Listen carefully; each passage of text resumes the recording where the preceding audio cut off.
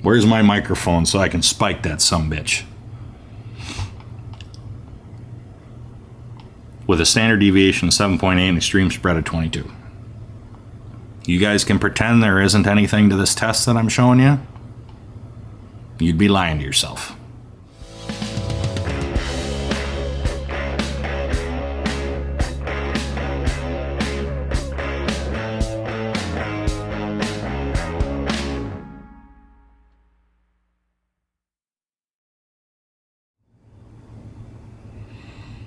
Hey guys, Tim with Little Crow Gunworks. Welcome back to the channel. Today we are going to talk about our ladder test results and analyze those a little bit. But before I do that, as usual, I would like to take a minute to thank our viewers and subscribers. You guys are just incredible. The response to this series has been better than I expected. The positivity in the comments section is really baffling. I mean, I guess not baffling. Baffling is probably not the right word. Humbling. We knew we were doing something different with this series and putting out information that nobody else is, but we had no idea you guys were going to respond this way. It's being received incredibly well, and we're grateful for those of you that are coming along on this journey.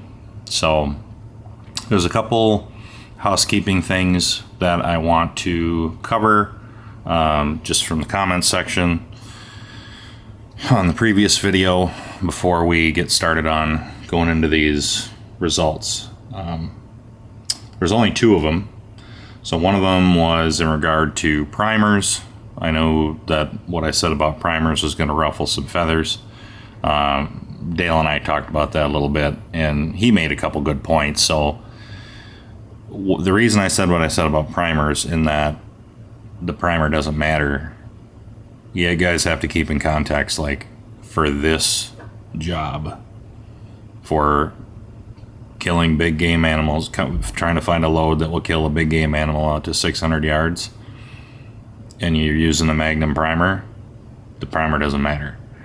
That doesn't mean the primer doesn't matter for large rifle primers, for F-class competition, for bench rest competition, for what the best primer is for an AR. Like, just for this job, the primer doesn't matter.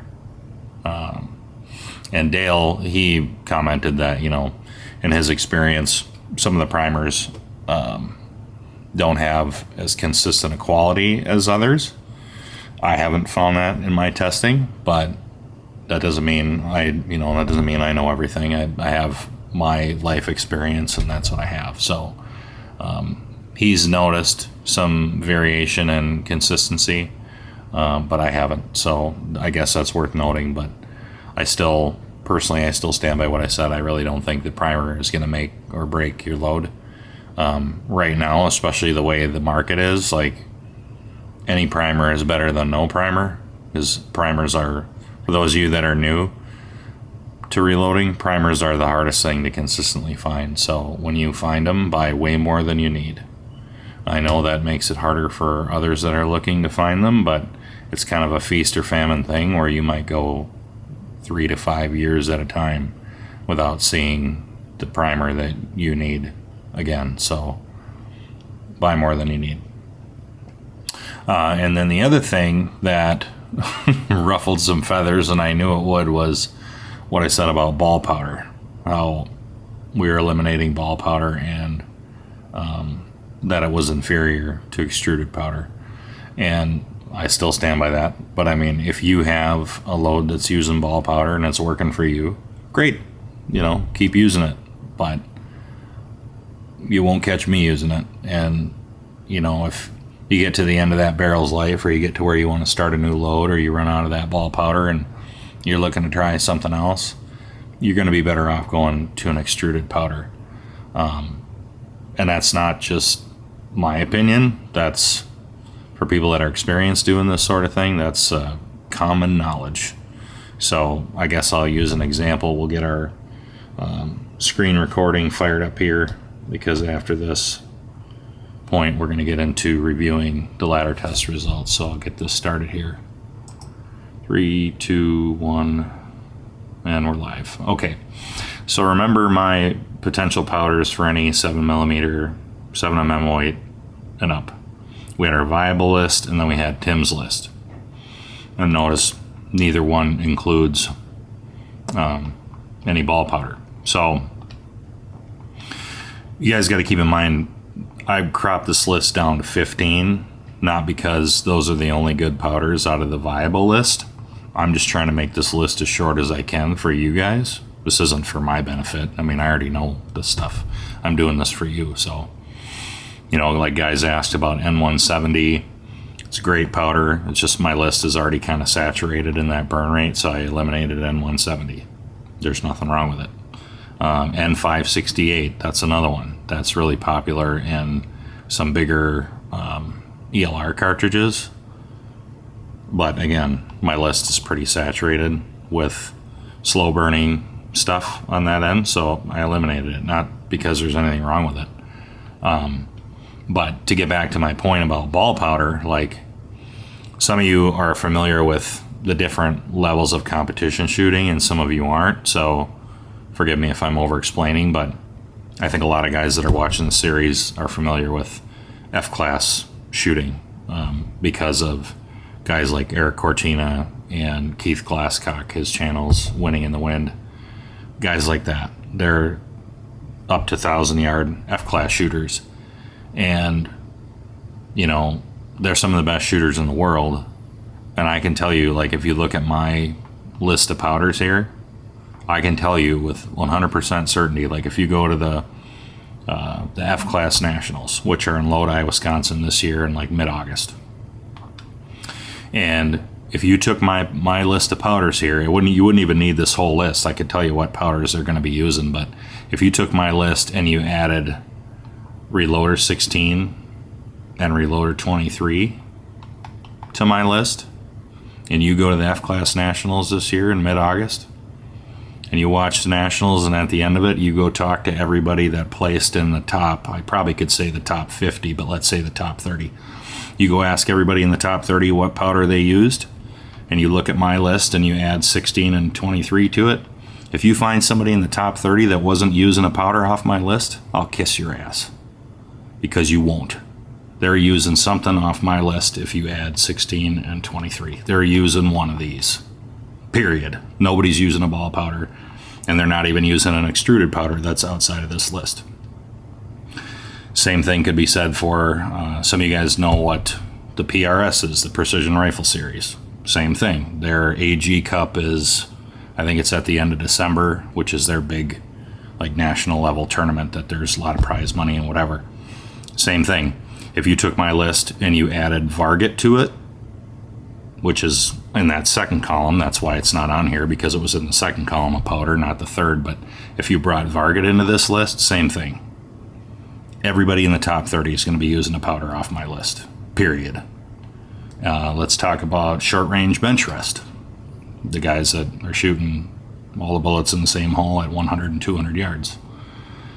I could probably add, they don't use Varget, but I could add Vitivori N133, LT30, LT32, maybe Benchmark. I think Speedy is still using his old T powder, and I think that might actually be a ball powder, but you could add maybe IMR 8208 XBR, and then same thing. And those are all extruded powders. So that list I just rattled off, if you added it to this list, we could lump in the short range bench rest guys too. The point is, like, anybody who's serious about their rifle precision to the point where they're competing at national level matches and hemorrhaging, I mean, they spend more in a year and shoot more rounds in a year than most of you guys will in your whole freaking life. They all use extruded powder. They don't even mess with ball powder because it can't hang with extruded powder. So if you have ball powder and it's working for you in your setup, great, but there's better choices. So I guess that's all I have to say about that.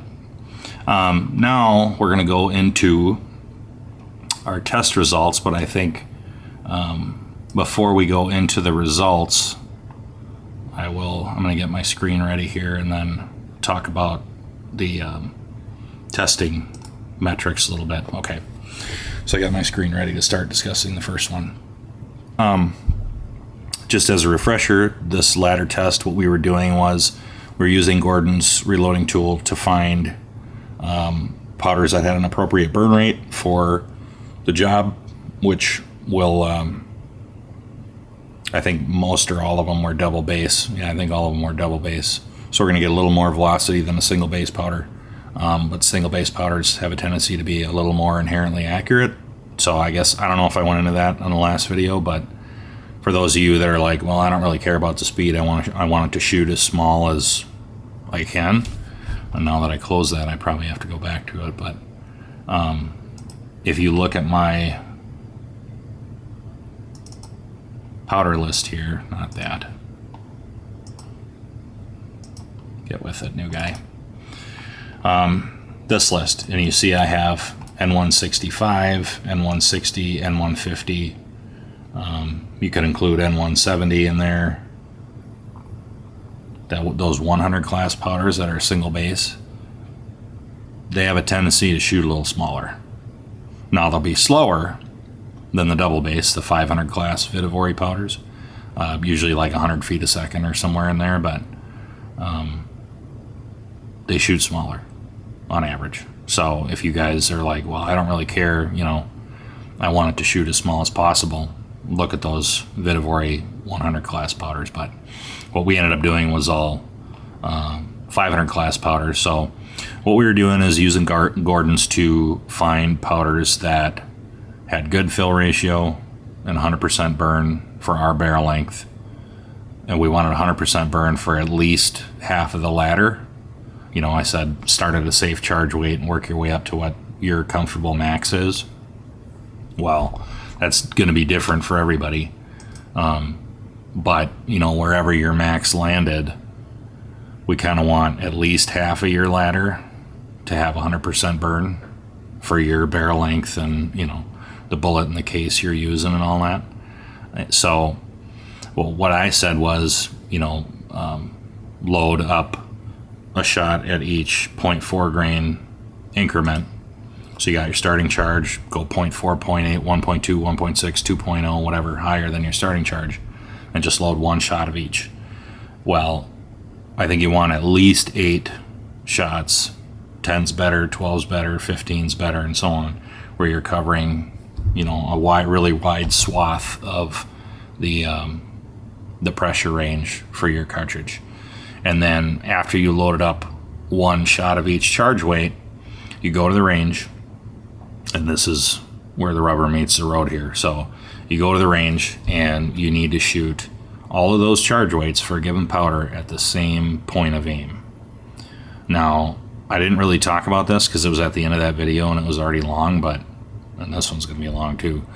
But I should go into this a little further. So I made a few notes here as usual, just because there's a lot of stuff that's very technical. So start low, make sure you get up to max, like I said, one point of aim. And that point of aim, most reticles, well, all reticles that I know of, are black. The crosshairs or dot or whatever you have is black. So what you're shooting at is important in order to get a good point of aim. Like, basically, I'm going to go into the details here of how you can make this test relevant and not erroneous. Step 1. Well, I guess step 1 would be shoot at cardboard, corrugated cardboard, not paper, because paper tears. And if you have a gun that shoots pretty small and the paper tears, you don't know where the subsequent shots are going. So use corrugated cardboard because bullets cut perfect holes in cardboard, as you'll see from the video here. So make your target backer out of cardboard, or put a paper target over cardboard and glue it or something so there's no space between the paper and the cardboard. I just use cardboard because it's easy. It's a solid color. There's nothing distracting. And then on your cardboard, I use 1/2-inch orange Avery label dots, so little orange dots you'll see in the video here. They're 1/2 inch in diameter. So you have a solid point of aim that's a different color than the crosshair, and there's no other diamonds or lines or distractions or crap in your field of view. You just have to focus on that dot and focus on breaking the shot as close to perfectly as you can. So we got the substrate we want to shoot at. We got the point of aim we want to shoot at to make things easier. What's the next thing?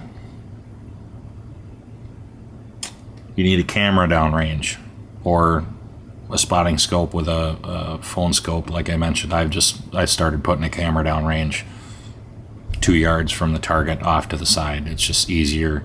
Has a tendency to lose focus less, where I find that my cell phone through the phone scope, it'll go out of focus now and then.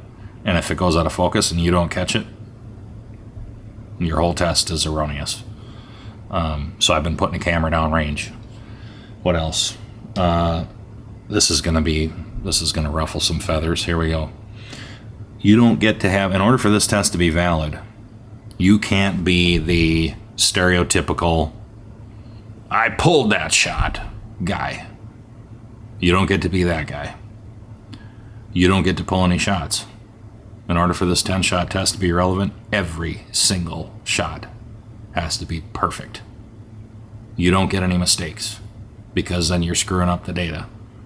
Basically that half inch, I'm testing at 100 yards, that half inch orange dot, your crosshairs need to be on that dot and as close to center on that dot when you break the trigger.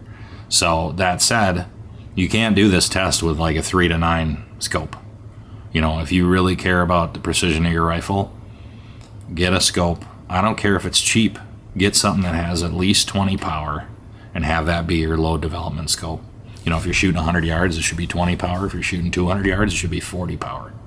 So you can make damn sure that the crosshairs are where they need to be, and do not break the trigger unless the crosshairs are where they need to be. And that sounds stupid, but it's true. Like, guys will hover around, you'll kind of notice your wiggle or your wobble pattern, and you're trying to break the trigger and you're adding more and more pressure and it's not going off. Well, some guys eventually they get impatient and they just pull hard regardless of where the crosshairs are, which is stupid. If the crosshairs aren't where they're supposed to be, don't break the trigger. What else? So I guess if you can't shoot consistently, if you're I pulled that shot guy, if that's ever come out of your mouth, you probably can't do a 10-shot test. Does that mean you can't do this test at all? No. What that means is, instead of doing 10 shots, you have to do like 30. So each charge weight, you got to load up 3. And then instead of shooting them all at one point of aim, if you have 10 charge weights, you need 10 points of aim. 10 of these little half-inch orange dots. And you shoot your lowest charge weight at the first dot, your next charge weight at the second dot, third at the third, fourth at the fourth, and so on. And then what you're looking for, so then you can afford to accidentally pull a shot and make a note. Then what you're looking for is, from charge weight to charge weight, you're looking for relative point of impact location relative to the dot. So like, you're looking for 2 charge weights in a row that both hit a half-inch high and a half-inch left of the dot, despite the fact that they have different charge weights, because then that means that you're getting the same thing that we're getting from our tests. It's just 10 is the minimum barrier of entry, or 8 or whatever the number is. Like, 1 shot of each charge weight, that's the bare frickin' minimum. That's not a lot of data. The reason I said do 1 at each charge weight is so you can test 3 different powders and only have to take 30 shots to do it and get an idea of, okay, this is probably my powder. It shot super tight, and these other 2 were the same as each other but kind of scattered. So that's why I said 1 shot per charge weight, not because that's the best amount. That's like the minimum amount. So if you're an I pulled that shot guy, or if you just want more data, or if you're only going to test 2 powders, or you're only going to test 1 powder and try to make it work, like I said in the last video, then do 3 shots of each charge weight, shoot them at their own point of aim, and then look for sequential charge weights that their point of impact hit in the same place. And I guess to transition into the next thing, so those are the main things, I guess, to review them again. Safe starting place, all the way to max, 4/10 increments for these size cartridges. cardboard, corrugated cardboard with no color on it, no nothing. Just flat, brown, solid cardboard that doesn't have a bunch of scratches and diggers and marks in it. You want it pristine. And then small point of aim. I use 1/2-inch dots for 100 yards. I use blaze orange. You can use white. You can use whatever, just neon green. Just make sure it's a solid color. And then camera downrange. You don't get to pull any shots or make any mistakes. And if you are that guy, then you got to do 3 shots, 2 or 3 shots of each, so you can afford to screw something up in there and it doesn't make the whole test worthless. And then, the last point was if you can't shoot consistently, then do 30 shots. So now we're going to transition to why is this relevant? You know, I know guys have talked a lot about Hornady and their data and their testing and the videos that they made that shook the internet, at least in our little gun world, about your group sizes being too small. And for those of you that haven't seen it, I recommend you watch it. But basically the long and the short of it is they say that in order to have really good data and really know what the precision capability of your rifle is, you need to shoot at least 20 shots at a given point of aim to gather your group size. And I'm not going to say they're wrong, because they're not. They're right. But, you know, and everybody you listen to talk about these videos, there's a but. Everybody's got a but. For hunting rifles, I don't think that's necessary, let's say. And for the distances we're shooting, I don't think you have a whole lot to glean from that. That doesn't mean they're wrong. You know, I agree with what they're saying because they are right. I understand statistics and how it works and standard deviations and all that. Like, I get all that. But the other things they talk about in those videos is that they say that charge weight doesn't seem to matter. So no matter what your charge weight is, when they do their 20-shot group, like if they do a 20-shot group at starting charge, 0.4 higher, 0.8 higher, 1.2, and so on and so on, their 20-shot groups on average will be about the same. They have acknowledged that if you stay toward the lower charge weights, the group size will average about 10% smaller than the higher charge weights, which that's kind of common knowledge. You know, as soon as you start really leaning on something, it has a tendency to throw shots once in a while, which will make, you know, that 20-shot ag or 30-shot ag bigger. And they've also said, they've said that charge weight doesn't seem to matter for tuning groups. And they've also said that seating depth doesn't seem to matter for tuning groups, which I'm going to say I don't agree with that, but that's outside the scope of this video, so I'm not going to go into it. But what Hornady doesn't talk about is what we are in pursuit of in this video with this test. Hornady does not talk about barrel timing, which is the fact that the barrel's moving while the bullet's going down the barrel. And where the barrel is when the bullet comes out is different from shot to shot. And that's why it hits in a different place on the cardboard. There's other things that go into that too, but that's the generic, you know, that's why it hits in a different place. Well, if you look at our testing, so you have your first charge weight, okay, and you shoot 3 shots of it, of that charge weight, or however many, and they hit over here relative to your point of aim. And then the second charge weight hits over here, and the third over here, and the fourth over here. Well, if you shot 20 shots of each of those, the same thing would happen. You know, they might all be 1.5 inches, but they're going to be in different places. So what that means is as temperature changes, the internal pressure of your load is going to change.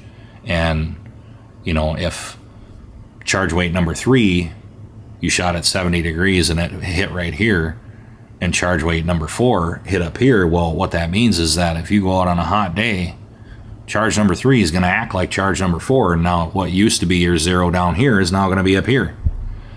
And that goes both ways. You know, if it's colder, then charge 3 used to hit down here and charge 2 was over there. Well, now it's colder and you're out shooting charge 3. Well, it's going to hit where charge 2 was. So what I'm trying to do with this test is that, again, Hornady didn't talk about, and they don't have any test data refuting this. And you hear, all the precision guys, you hear them talk about barrel timing, whether that be in reference to nodes or whatever, whatever word you want to use for this test. I call them sweet spots, but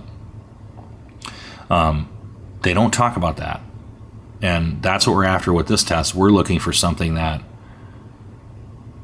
maybe we should just go into this so I can talk about it as we go, but I'll point it out as we go along here.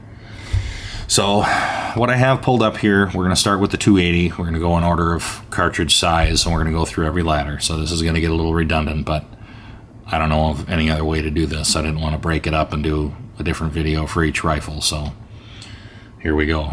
We're already almost a half hour in. So first one is the 280 Ackley with N555. We have our 10 different charge weights, which I just numbered them 1 through 10 because, like I said, I'm not giving the charge weight data or the seating depth data away.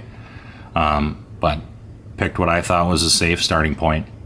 And we have shot number 1. So I'm aiming at the orange dot. I didn't have a perfect 0, and it doesn't matter because I'm still aiming at the orange dot no matter where the bullet lands. So shot number 1 is over here. Shot number 2. Shot number 3. Shot number 4. You see it's kind of settling in this general area. So shot number 1 was off by itself, but it's settling in a general area.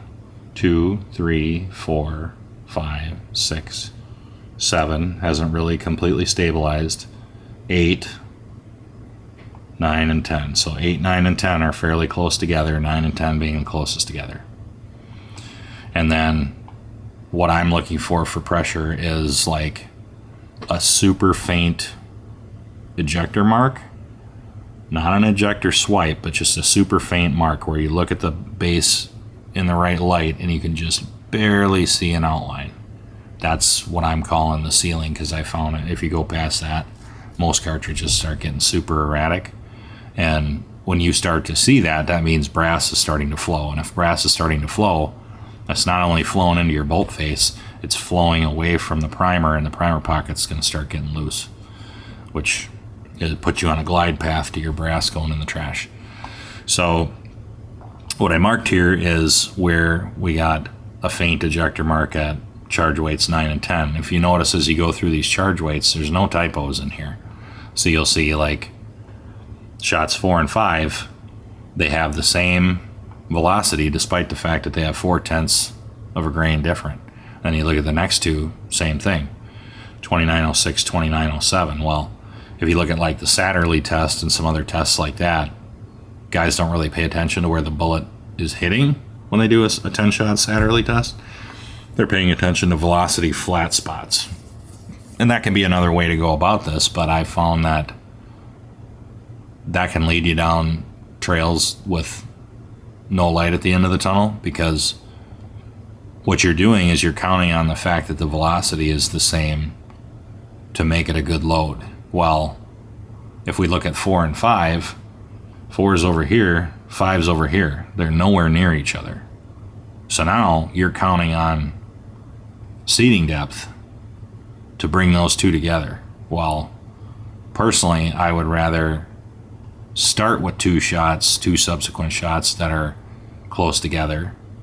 1, so I have less to try to tune out with seating depth, but 2, I've found that, look at these. If you get up to the top, we get up to 9 and 10, 2950, 2953, we only had a 3 foot per second step.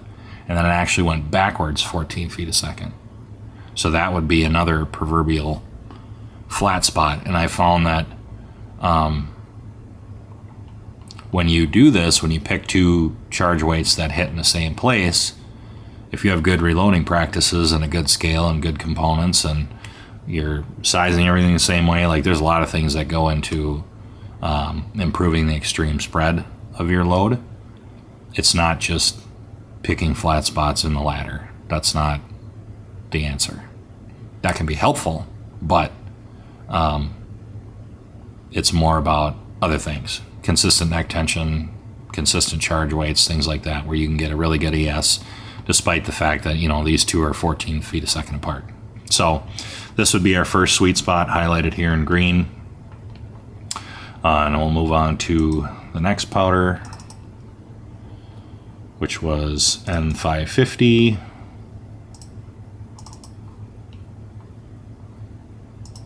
Sorry guys, I'm going to be doing a lot of clicking around here to get this lined up. All right, N550, 280 Ackley. We have shot number 1 here, number 2, number 3. Made a nice little triangle there, but still not as tight as they could be.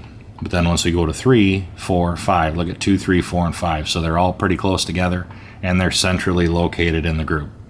That's what we want to see, is a series of shots that are in the same general area, and they're in the center of the group. They're not necessarily, you know, it's not 2 shots way off by themselves, 2 subsequent shots that are way off by themselves. So what I marked as the first sweet spot was shots 4 and 5. If you look over here, they only have a 4 foot per second velocity spread.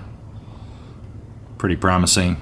And then the next 2, 6 and 7, are down here by themselves. Same thing, 2942, 2952, only 10 feet a second apart.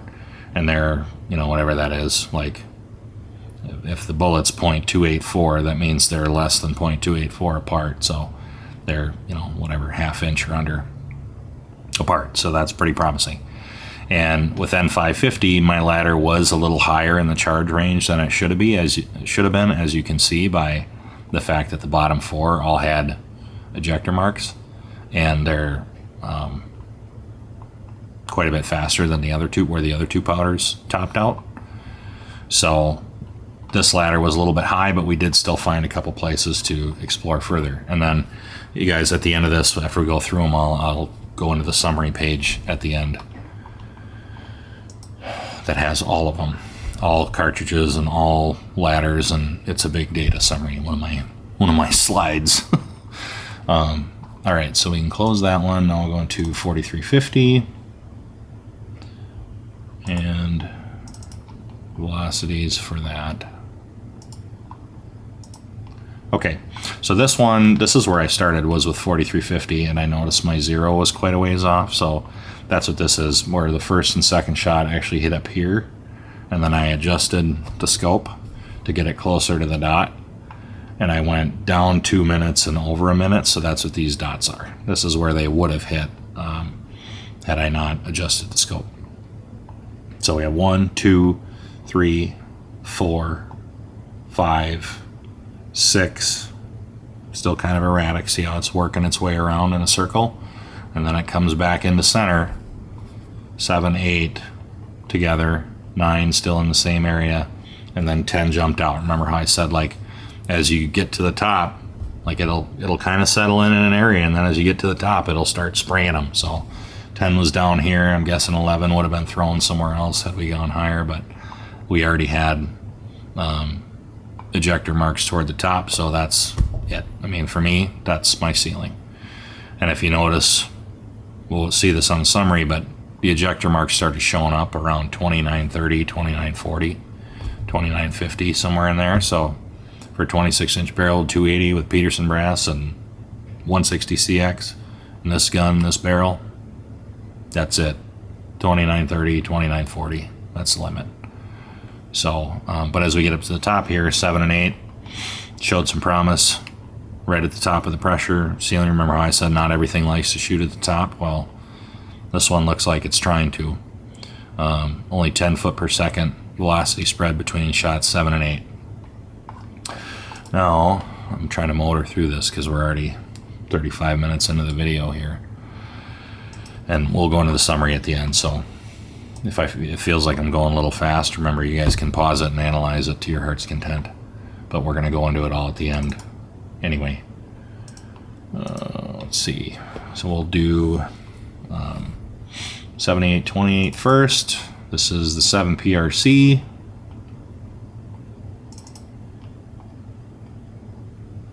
Data. 7 PRC. This is with IMR 7828 Super Shortcut, and this powder really wanted to shoot. Shooting small, like I said, in this cartridge. 7 Rem Mag 2. The powder just, everything I've ever used it in, this is how it shoots. It just shoots crazy tight. So, first charge weight is 2905. Down here, second one is half overlapping. I mean, that pair of shots is like 100 thousandths. 0.1 inch.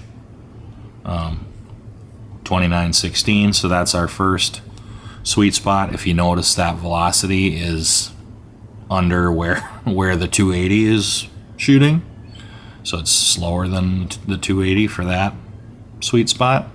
So it might shoot well, but you got to be willing to accept the fact that you're not, running it up to the top, which, isn't the end of the world. Shot 3 was there also, so that is a nice little cluster. That's a good looking little sweet spot. Then you'll see this sometimes too, where it'll just migrate to a new point of impact location. So we have shot 4 here, which is 2994. Shot 5 just below it, those are almost touching. So whatever that would be, under 300 thousandths, 0.3 inches. Sorry guys, I speak in hundreds of thousands rather than inches. Just from, you get used to shooting small, and measuring in inches kind of goes out the window, and you start talking in hundreds of thousands. So 4 and 5, 2994, 3016. So that's what, 6 and 16, 22 foot a second extreme spread between those two shots. Not horrible, but not great. And then shot 6 is also not far away. And shot 7, there's almost no vertical between those two. So there's a little bit of horizontal, but I do all my testing on an average day. Wind blowing, breezy, wind doesn't move a bullet too much at 100 yards, but it does move it some. So if you see this where it's got some horizontal, but there's like no vertical difference between the shots, you can chalk some of that up to wind usually. So that doesn't bother me. So I'm going to call that another sweet spot. 2992, 3002, only 10 feet a second. And then shot 7 also tied into shot 8. So a little bit of vertical there, but even tighter on the horizontal. So again, we have 3002 but this one's 3002 to 3044. 42 feet a second between shots. Not great. But this is the kind of stuff that can start happening toward the top where, and here you see I noted we got a clicker. What's a clicker? Well, again, outside the scope of this video, but with some actions, when you shoot something that's loaded warm and you go to lift the bolt, it should make one loud click, and then you're able to extract the cartridge. That's basically the bolt usually cocking the firing pin, but also hitting the not the feed ramp, hitting the extraction ramp on the bolt head, or on the back of the bolt. And when you get a clicker, what's happening is when you lift the bolt, you're supposed to get a little bit of primary extraction where the piece of brass is supposed to start backing out of the chamber. And some actions are better than others at that. Like the Remington 700 has almost no primary extraction when you lift the bolt. These Zermatt Origins have a lot.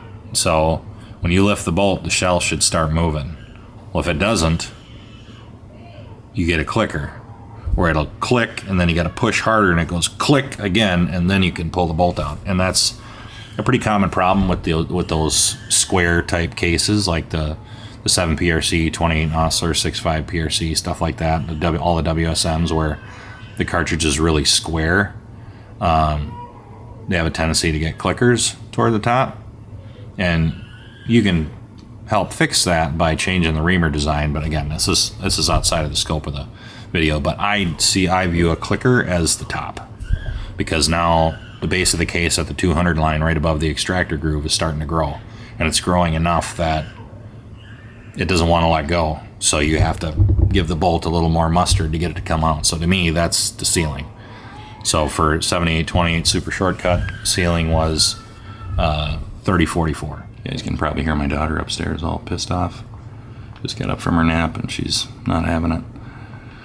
All right, so as we get to the top here, 7 and 8, again, pretty close together. 9 jumps out of the, that main body.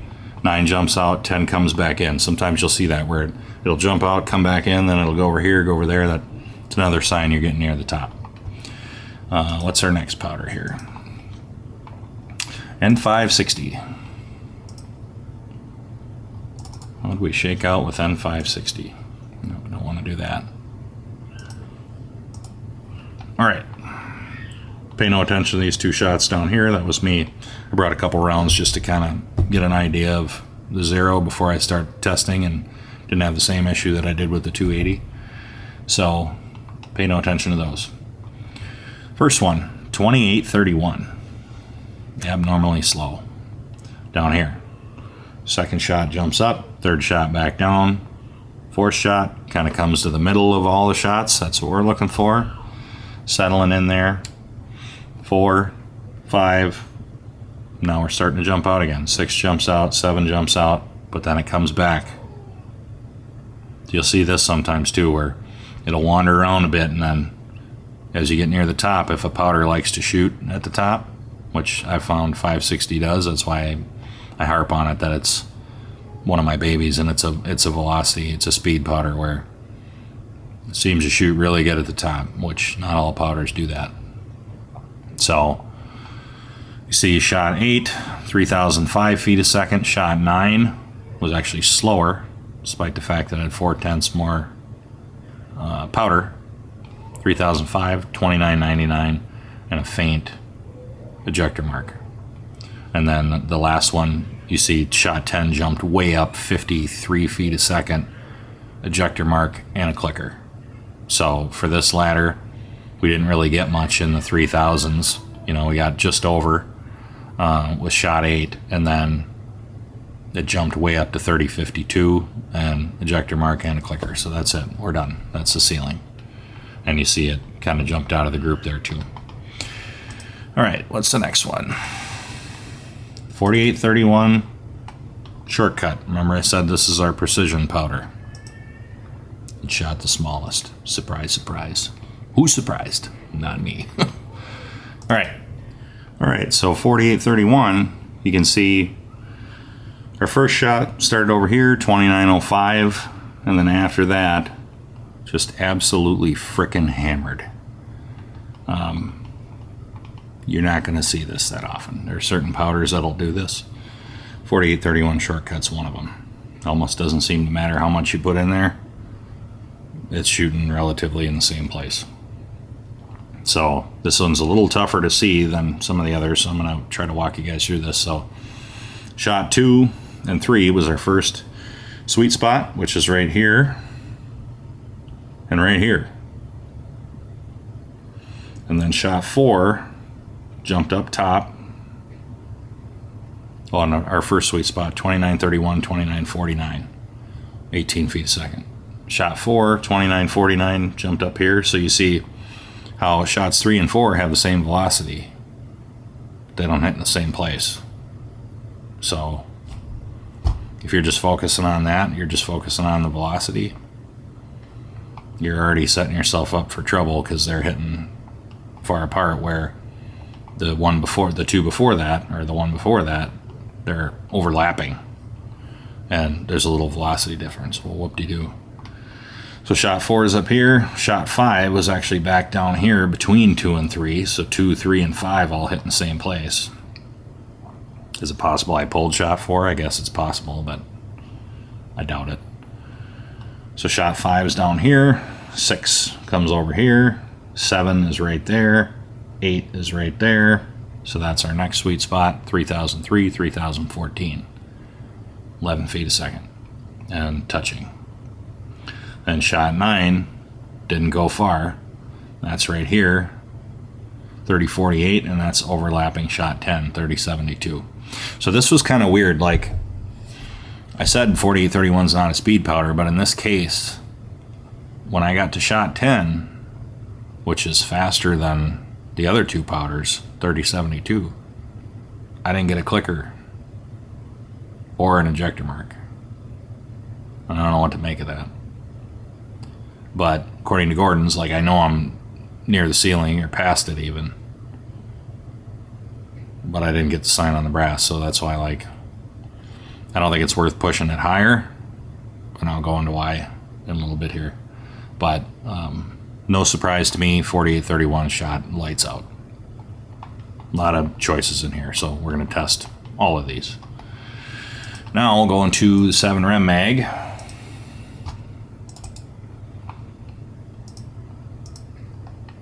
First powder, we'll do 7828 first again.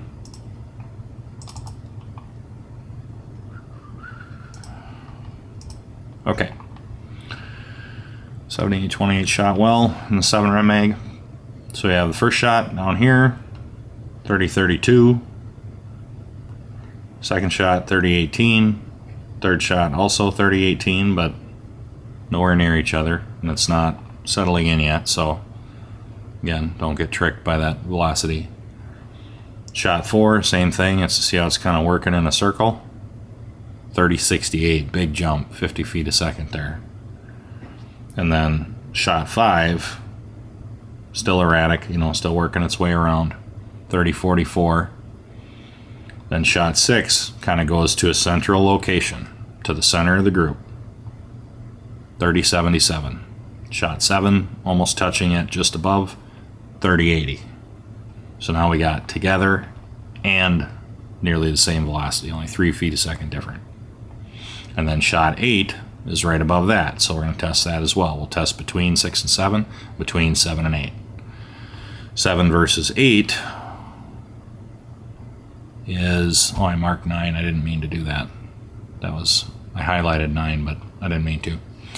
I meant to highlight 7 and 8 again. So 7 and 8, 3080 to 3104, 24 feet a second.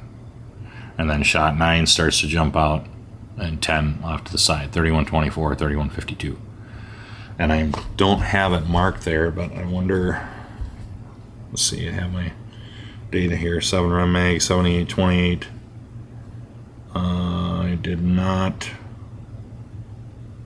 I didn't see much of any ejector marks on this brass, but I know I'm near the ceiling, so I don't want to push it higher just for the sake of trying to see if I can go higher and find an ejector stamp, because we're finding some decent spots to shoot here, and it's starting to walk at the top of the charge weights, and it's already faster than the 7 PRC. There you go, 7 mag, guys. All right, so we got a couple viable spots there to check. It's our next powder. N560. I know this is redundant, guys. I'm sorry, but I don't know how else to do this. There's just so much information here, and I really don't want to break it up. So we'll just keep chugging along. All right, 7 mag, N560. First shot's down here. Second shot overlapping, but it's down around 2945 average. 2927, 2959 were the velocities. Average is 2945, which is down around where the top of the 280 loads were. So some 280 sweet spots were in that 2940 range. So we can raise it up. Then we have shot 3 over here, shot 4, shot 5.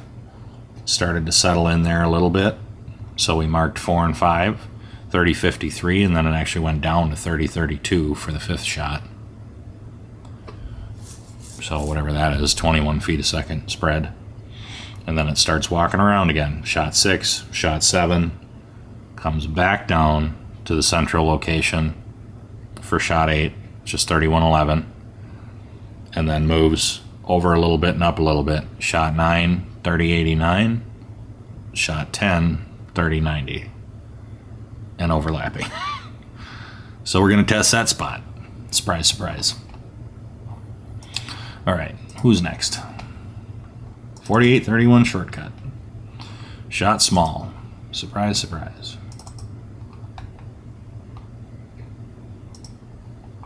So you guys see, like, some of these sweet spots that we're testing, the velocity spread between shots is almost nothing.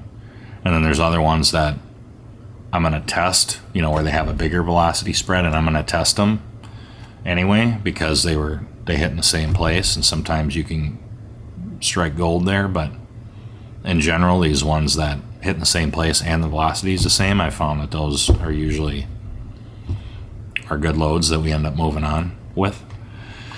So 48-31 shortcut, first shot 29.63, second shot is half overlapping, but it's at 30.21, so almost 60 feet a second different between the two. Not so great, but still tight. Third shot moves away a little bit. Fourth shot starts to work its way back around in a circle. 30.82, fifth shot 30.94, then 6 and 7 come back to the middle, you know, centrally located in the group. That's what we want. 6 and 7, average is 30.90 again, and 30.89 feet a second, 30.91. Another sweet spot. Same velocity, and only 2 feet a second apart. I think the last one was 3, but same 30.90 average and tight. And then shot 8 jumped out, 9 came back, 10 started working its way out again, so it's kind of got a new central location for point of impact, but it's starting to get erratic. And these we did get faint ejector marks at the top. 31.13, 31.28. But 9 and 10 are fairly close together, so we'll try it. I think it's a little high, but we'll test it anyway. All right, who's next?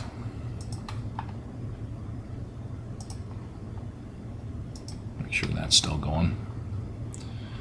Now we're on to the 28 Nosler.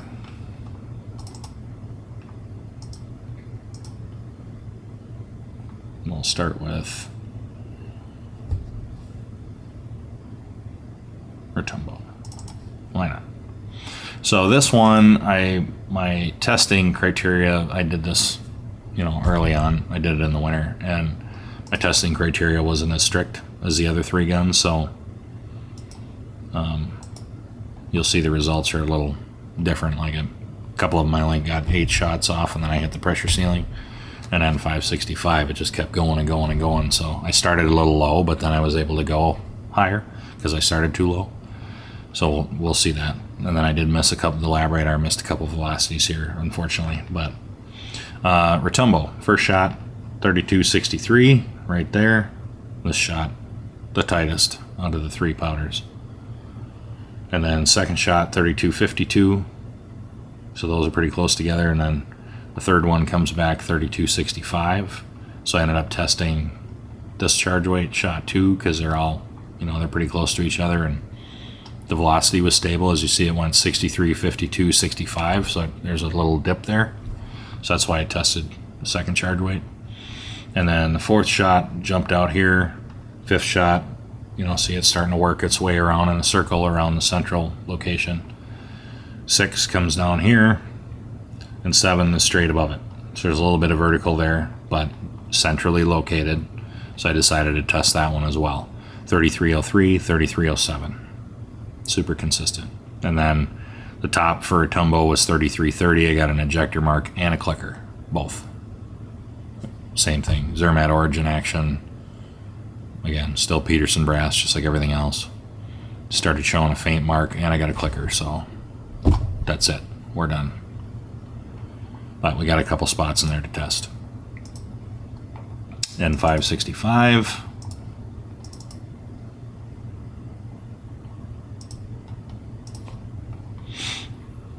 We have this one, we have 13 shots, but I only, later on I end up including less of them, and I'll go into why.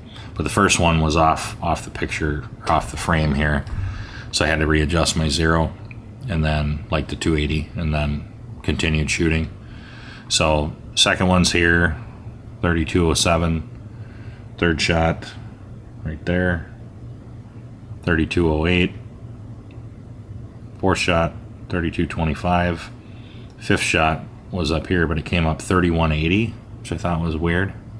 So I put a question mark next to that. And then the sixth shot was right next to it, 32.50, and the seventh shot, 32.68. So you see 5, 6, and 7 are right together, all overlapping.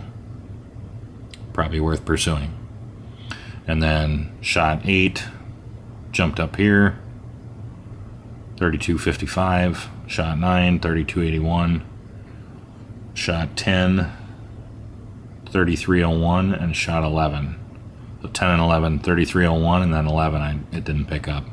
But shot 12 is only 33.05. So 33.01 we don't know. 33.05 probably worth pursuing that if they're close to each other, which they were.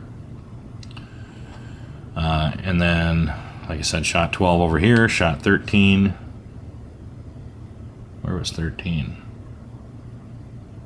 Right here. 33.26, and then 14 jumped way out. 33.56 ejector mark, clicker, and way out of the group. So, dunzo. And then last we have H1000.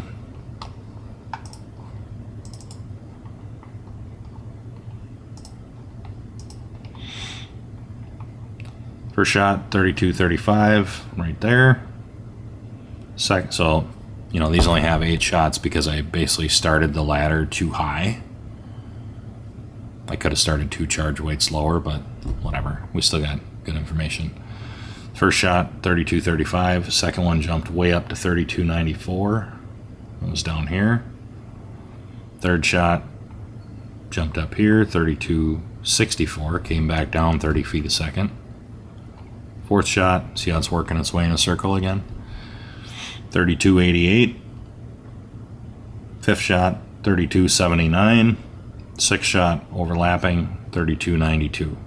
So since those two are touching, decided to test those further, despite the fact that they're 13 feet a second apart. It's not bad. Seventh shot, centrally located. Don't know the velocity. We got an ejector mark. Then the eighth shot came down here, got an ejector mark and a clicker, and it finished pretty close to the other two powders, 33.36. I think it was 6 feet a second over Retumbo and 20 feet a second below, and 5.65. So that's our ceiling. But we got one spot out of there worth testing. So now that we've walked through each of these individually, I know that was long and maybe a little bit painful if we're going over a cartridge that you're not that interested in, but now we'll go into our summary. Get everything on one page so we can look at the trends, because like I said, that's what we're after. We're looking for trends. We're not looking for definitive anything yet. All right, so here's our ladder test summary. In each column we have each cartridge. We have our 280 Ackley, 7 PRC, 7 Rem Mag, 28 Nosler. We'll start with the 280. So for N555, our velocity range was 2780 to 2953 feet a second. Our aggregate group size, so the whole group for all 10 shots, the ag was 2.185 inches. If we play the game of let's subtract the worst shot, so let's subtract one shot that made the group really big. So we take the worst shot out of there. So it's the best 9 remaining. It came down to 1.640. Sweet spot for that powder, 2946. And 550 range was a little higher, because I started a little higher than I should have. 2802 feet a second to 3037. As you remember, the last 4 or 5 had an ejector mark, so that was, again, it was too high. But despite that, shot a little smaller ag, 1.945 for 10 shots. Ag -1, it only went down to 1.803 for the best 9. Sweet spots worth testing further, 2842, 2914, 2947. So notice we have 46 and 47. 46 for N555, 47 for N550. And then H4350, the range was 2821 to 2978.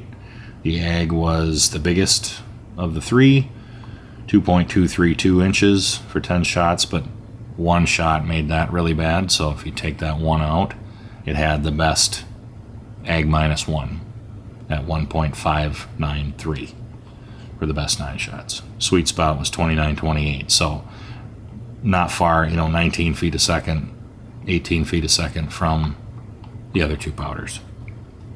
And I've noticed that trend for a lot of different cartridges, not for every cartridge I've done this test with, but a lot of them, you'll see, for whatever reason, that barrel timing, when it gets around that velocity, the gun settles down and it's just happy in that spot, and that's what we're looking for.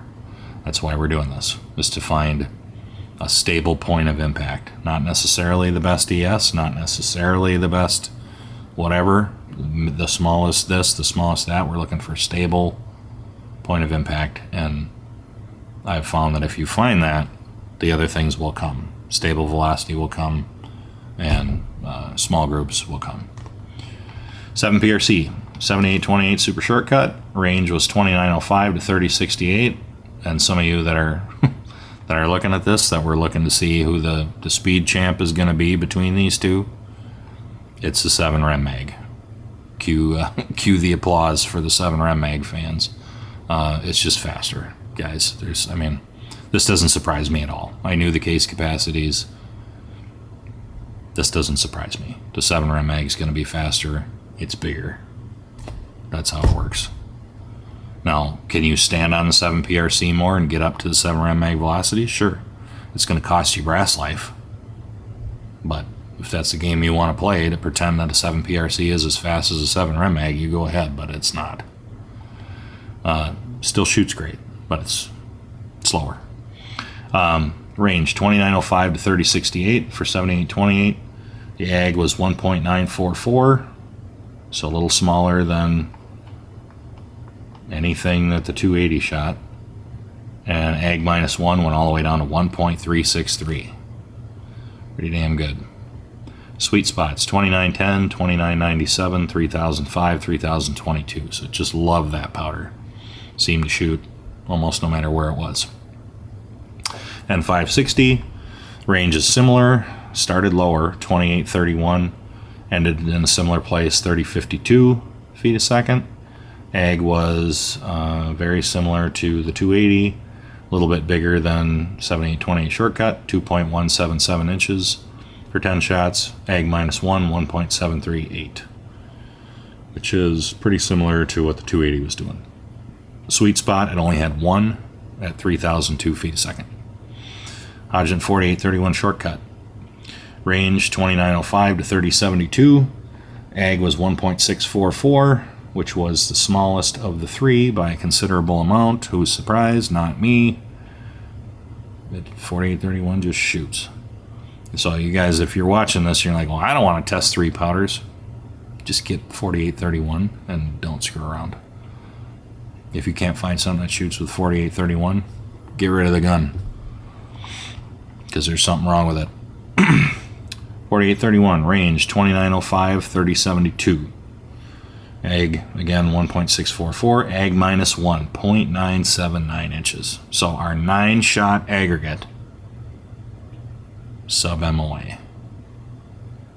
That thing's going to shoot. I don't know which one of these sweet spots we're going to pick, but it's going to shoot. Sweet spot, 2940, 3009, and we had one way up at 3060, which the other two powders did not want to shoot up there. And then this stuff in the red down here, never mind that. That'll be our little surprise for the end. 7 Rem Mag, 7828 super shortcut, range 3018 to 3152. So you see we ended about 90 feet a second above 7 PRC. The ag was the smallest out of anything that had 10 shots. So any combination, 7 Rem Mag, 7 PRC, 280 Ackley, any of these 3 cartridges, any powder, 7 Rem Mag with 7828 had the smallest ag. If you guys remember what I said in the last video, I think it was the last video. Yeah, where I said some people swear by that powder for this size cartridge. You see why. It's fast, shoots small. I don't know what else you want.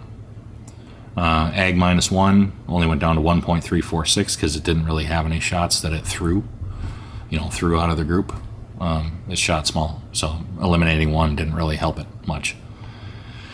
And then sweet spots were pretty much touching each other, 3078, 3090.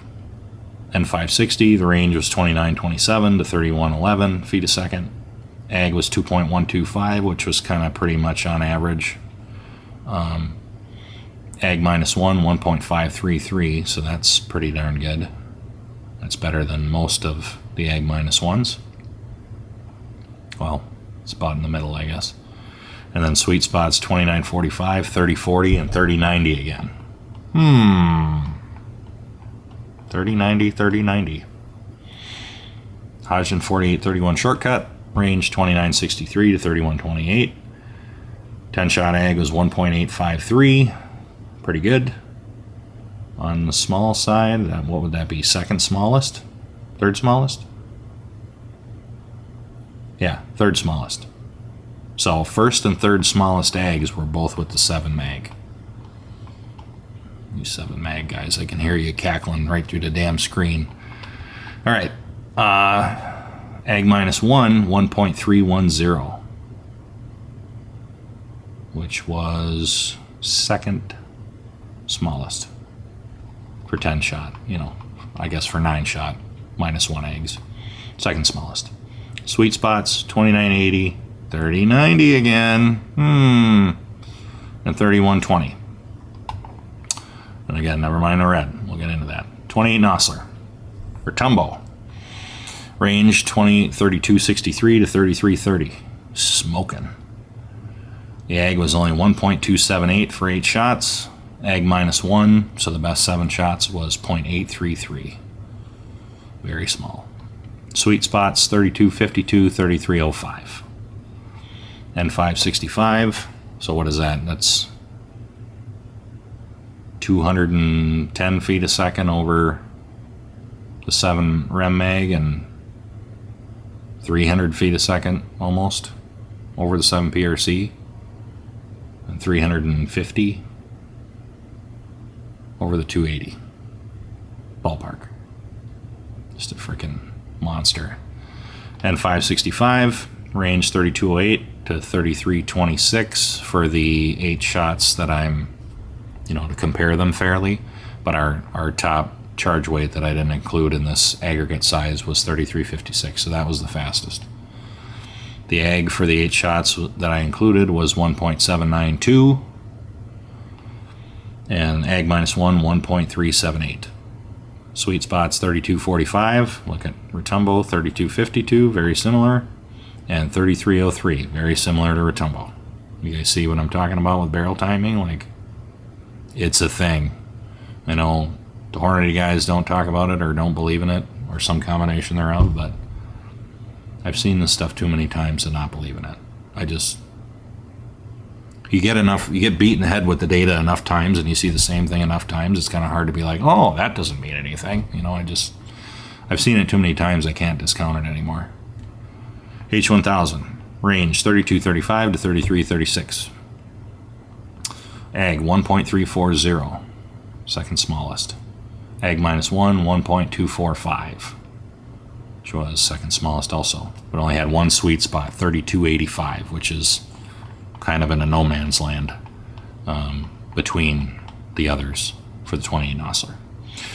So now that we plowed our way through that, I don't know how long that took, an hour and a half, or almost. Here's the data, all right? So we got our sweet spots that we're going to test further. So what we're going to do is, I guess before we do that, let's go into what are these red lines down here? What does that mean? So what I noticed with the 7 PRC and the 7 Rem mag is that if you look at our sweet spots here, look for the 7 PRC, we have 3005 for 7828 super shortcut, N560, 3002. H4831 shortcut, 3009. So 3005, 3002, 3009. The average, you know, so to get those sweet spots, they took 2 sequential shots, right? So let's say it's whatever, shot 5 and 6. And then on the other ladder, it's shot 7 and 8 or whatever. So the average for 6 shots was 3,005 feet a second. 2 shots from each powder, right? That were in that sweet spot. The standard deviation was 7.8. The extreme spread was 22. And relative to my point of aim, the 6-shot group was .460.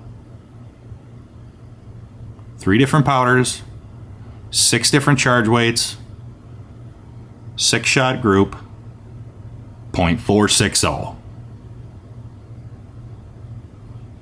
Where's my microphone so I can spike that sumbitch? With a standard deviation of 7.8 and extreme spread of 22. You guys can pretend there isn't anything to this test that I'm showing you. You'd be lying to yourself. 7 rem mag. Here's the caveat with 7 rem mag.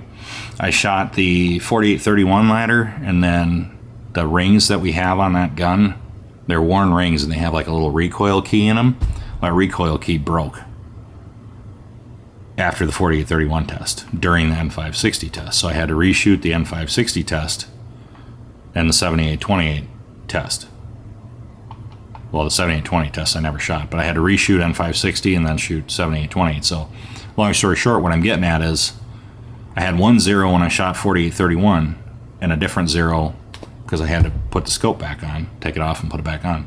A different 0 when I shot 560 and 7828. So the same phenomenon happened with this one, but it was just for 7828 and then 560. I think 4831, the same thing would have happened, but it had a different 0. So if we're talking 7828 and then 560 for these 2 nodes, not nodes, sweet spots, 3090 feet a second, 3090 feet a second. Notice H4831 shortcut also had a 3090 feet a second. For 7828 and then 560, the average for those 4 shots was 3091 with an SD at 12.2 and ES at 31 and a shot of 465 group. And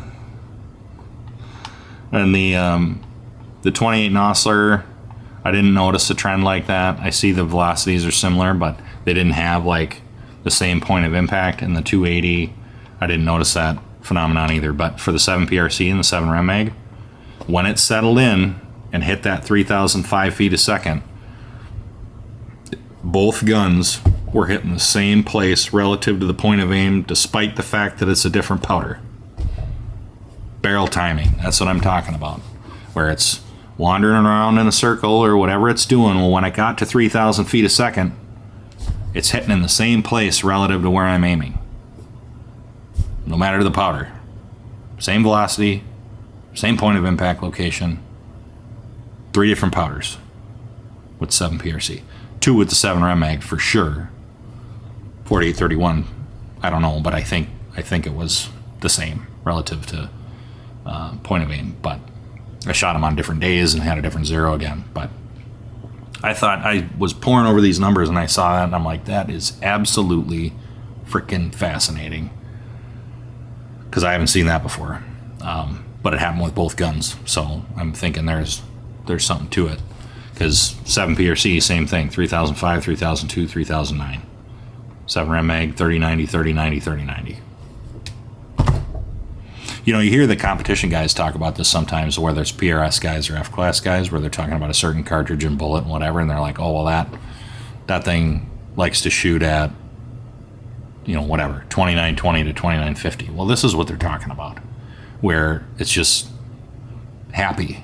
And what I've noticed is that the barrel length doesn't seem to matter too much. So, like, for the 7 PRC, we look at that.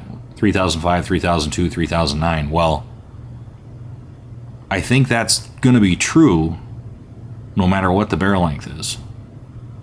So this is a 26-inch barrel. If you go down to a 24, it's still going to be 3,005 feet a second, but that means you have to lean on it a lot harder to get up to that number. And if you don't do that, then you're not going to get there. You know, you're going to be down in these other ones, 2910 or N560 only had 3,002. H4831 shortcut had 2940 and then 3,009. So like, you're going to be down in lower sweet spots, and you're not going to have that commonality between the three. So I don't know, I thought you guys would find that interesting. I started looking at it and I'm like, wait a minute, where this is here and that powder's there and that powder's there, and holy shit, they're all the same speed too. So then I started measuring and looking, and I'm like, damn, these things shot a sub half-inch group for 6 shots with 3 different powders and 2 different charge weights per powder. Like, holy shit. So I'm going to go out on a limb and guess that that's where we're going to land with each of these powders. Like 3,005, that's telling us that that's where the gun wants to be. You can push it higher than that, but if you want to try to tell me that the gun doesn't want to shoot at 3,005 feet a second, you're lying to yourself and everybody else. Same with 7 mag. Every gun had a sweet spot at 3090. We're going to test these other ones, but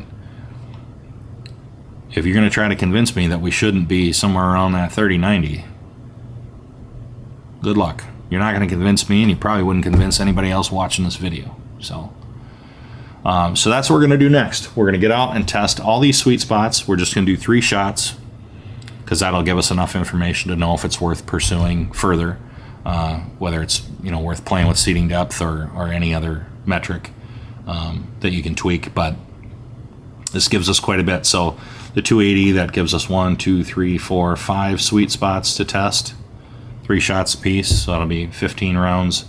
The 7 PRC is quite a bit more. We had 4, 5, 6, 7, 8 sweet spots to test. 7 Rem Mag, 1, 2, 5, and 3 is 8 also, ironically. And then the 28 Nosler, we had 5 also, like the 280. So that's what we're going to be doing next. I know I promised you guys some guns in this video, but I thought about what I had to do and how long it was going to take, and I'm like, it just ain't going to happen. There isn't going to be room. And honestly, I wanted you guys to see this data and see that, like, no matter the gun, you know, all these guns are designed differently, and they have different components from different brands and different whatever. Like, it doesn't matter. They all shoot small, as evidenced by the AGs and the AG -1s. They're all going to shoot these sweet spots. We're going to find 1 or more sweet spots with each gun that is worth pursuing further. So I didn't want you guys, I don't want you to start getting the wrong impression. I don't want to say the wrong impression, but start building in some bias based on what parts are used for each gun. I wanted you guys to see the data and see that there isn't much of a standout. Like, they're all going to shoot. I'd say, if anything, the 7s shot the best for AG. You know, shot the smallest overall groups, but they're all going to shoot. So I wanted you to get some data before I start getting the guns in front of you, and I needed the camera downrange to track all these shots and record where everything was hitting, so it wasn't convenient for me to try to get video footage of me shooting the guns, which some of you guys have mentioned in the comments. You don't want a lot of, 100-yard gun footage. It's kind of, I understand, it can be kind of boring. So I want to get this in front of you, show you what we're going to be doing next. So next we will be out on the range. There will be some gun footage in those videos, and we'll be testing these sweet spots. So thanks again, you guys. I really appreciate you. I appreciate your support. We're getting a lot of support from all over. We got guys calling us from all over the country to talk about rifle builds and rebarrels, and we're building trust with you guys, the viewers, which was our goal, and it's working. We're getting people calling from all over wanting work done. So again, thank you. I really appreciate you.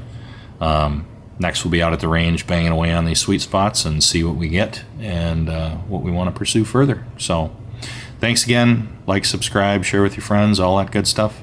And we'll see you on the next one. Thanks.